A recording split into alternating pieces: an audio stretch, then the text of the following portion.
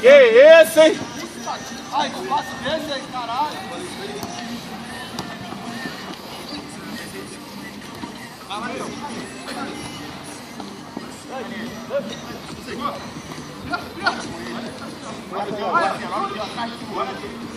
Que isso?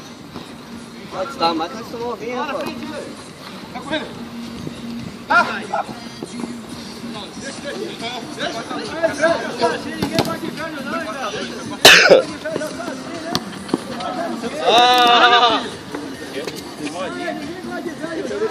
Eu joguei a pelada quinta-feira também, que eu dei um monte pra a gente ganhar, 5.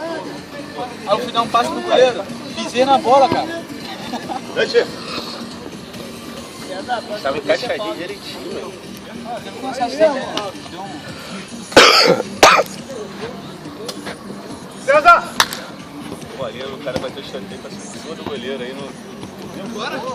Pô, mas tu tava olhando pra bola. Eu não avisei, cara, Tem ó. Ó o fulano aí atrás. Nego tem o vício de ficar jogador. Vai, garoto! Tá de sacanagem. Ah, aquele maluco lá, mano. Toda bola que a bola tá ali, cara. Diminui quilômetro e já diminui. Aquele baixinho lá.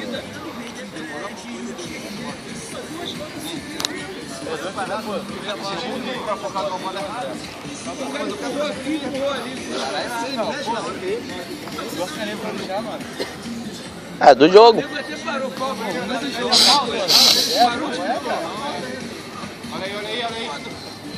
A bola na trave que eu mandei, mano. Pô, era pra ter dado o passe em mim, mano.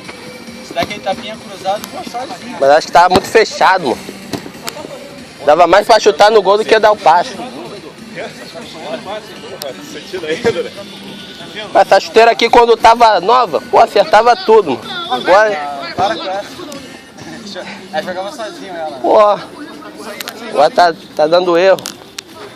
Vem mais um só. Sobrou já. Escangalhou já, né, o bagulho do... Já. Escolheu o jogador, né? Tem que... Ó, o cara. Tá jogando no nível havaiano, pô? É. Deixa eu falar que ele gosta de... Ele é chato pra cacete na zaga, cara. Vamos jogo, velho. César! Vai embora. Mas tá sozinho, vai indo, ele tá longe. Vai, garoto. Pelota! Era estilo esse, viu? Se tu der aquele passe